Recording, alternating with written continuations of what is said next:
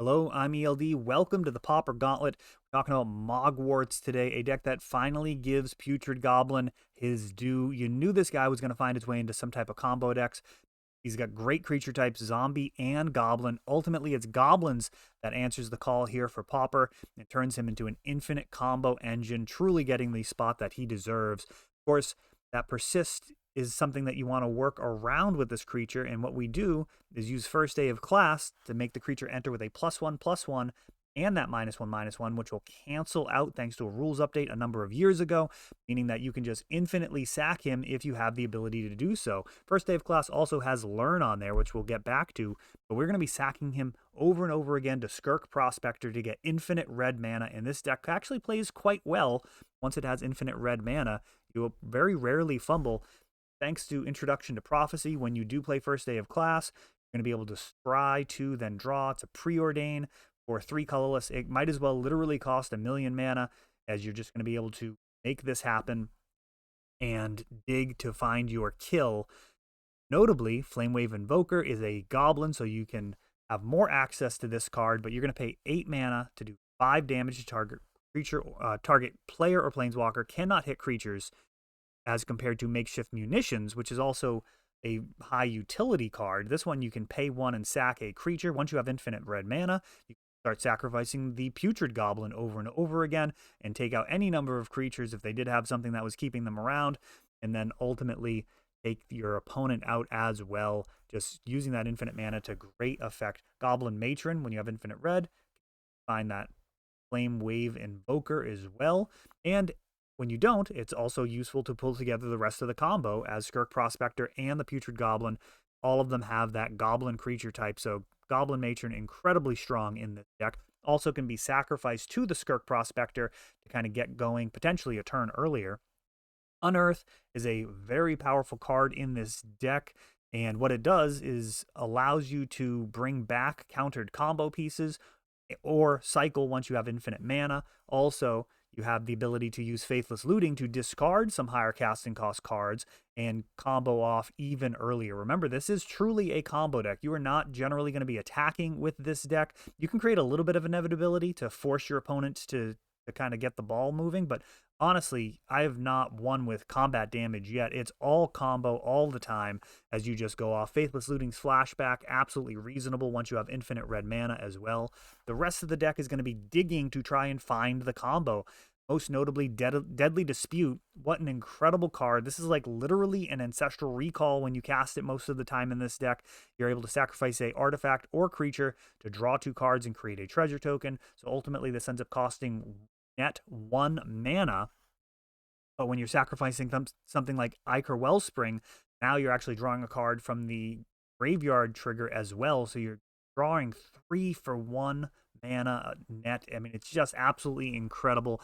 Ichor Wellspring can just be run out there anyways, if you're going off or just prior to going off to try and get extra cards in hand to find what you need. Chromatic Star and Terrarion, both in the deck as well for the same reason. Once you're comboing off, they can dig, but also they help you filter your mana prior to that at a very low cost. Very solid cards. Reckless Impulse only has a single copy in there. The deck list is pretty tight.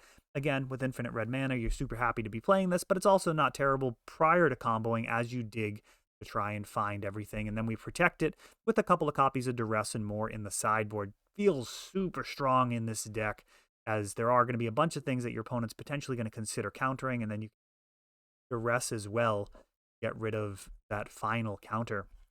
Now, the mana base gets to run some artifact lands to help support Deadly Dispute. We've got Drossforge Bridge, a dual land that enters tapped.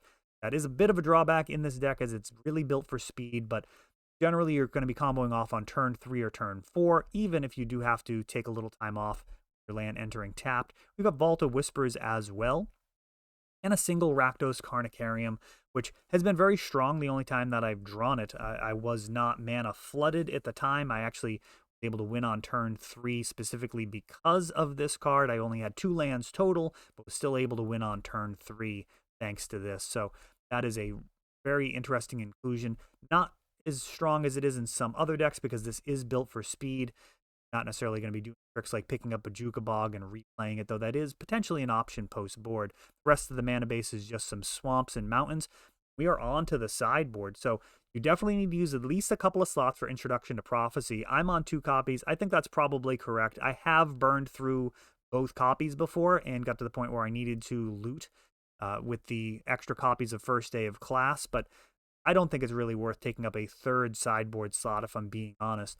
You do have your 3rd and 4th copy of Duress as well. So strong. I mean, the card feels just... There's a lot of effects in Pauper that feel incredibly strong, but it's generally like combinations of cards. Like when you're comboing off with this deck, it obviously feels super strong, but just playing Duress for 1 black mana feels like vintage level play. It really does. It's a card that sees play in Vintage and Legacy, and it's just really strong in Pauper here to punch things through. Similarly, Pyroblast can back up the combo as well. The 8 ninja decks are really strong right now. Pyroblast is a deadly answer to either their counters or just to slow down their board presence. Abrade going to be able to go after artifacts or creatures.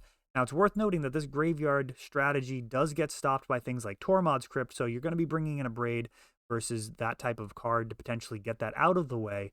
And generally, you know, they're going to be playing creatures anyways in those type of decks, so you're going to have the option of potentially killing a creature, or if they do happen to draw that Tormod's Crypt, get it out of there and just combo off anyway. Electrickery is just a really solid sideboard option, devastating versus elves and a lot of the Boros style decks. We're trying to assemble squads of birds, and I guess it's mostly birds, Squadron Hawk and Battle Screech, all X1s there. But very powerful card versus a lot of decks in the format. Cast Down.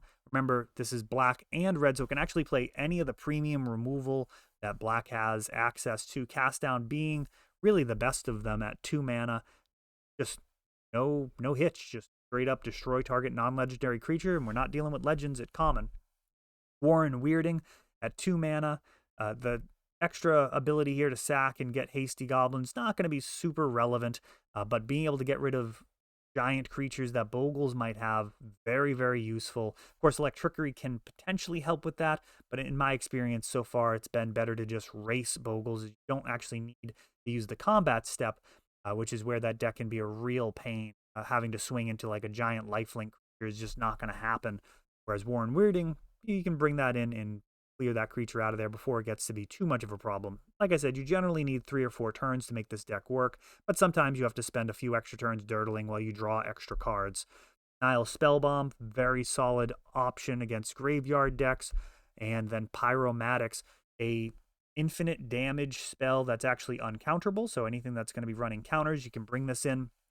If they're going to potentially try and stop you at the end of your combo, they're going to have a nasty surprise when you can just replicate this infinite times or 1,000,000 times, let's say, and just take them out, even if they have a fistful of counters. So they do need to use their counters earlier, which really puts the pressure on them. So that is Moggwarts. I hope you guys enjoyed the little walkthrough of this deck, and this will accompany the videos that are going onto the channel over the next couple of days. And you can find those. If you're watching this in the future, you can just search up Moggwarts videos in our Pauper tournaments and enjoy some of the spectacular displays of power that Goblins gets to do in Pauper. Peace.